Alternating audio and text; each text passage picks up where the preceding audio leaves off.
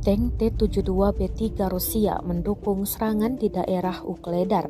Rekaman penyerangan itu dipublikasikan oleh saluran awak tank Brigade Senapan Bermotor ke-36 Angkatan Bersenjata Rusia di Telegram pada Rabu 24 November 2022. Dalam keterangan unggahan disebutkan 3 tank maju dari belakang pendaratan dan menembaki Ukraina dengan tembakan langsung.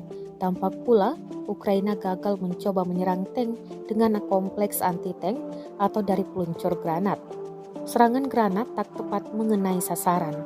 Tank T-72B3 Rusia berhasil menyelesaikan tugas tersebut, mendukung gerak maju unit infanteri dan mundur.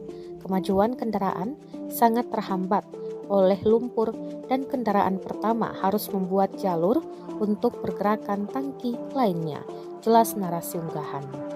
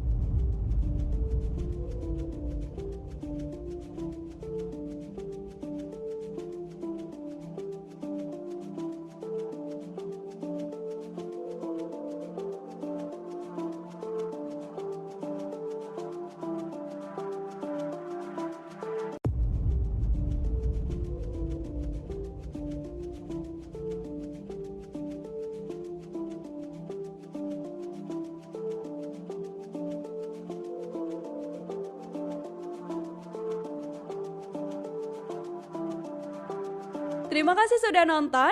Jangan lupa like, subscribe, dan share ya.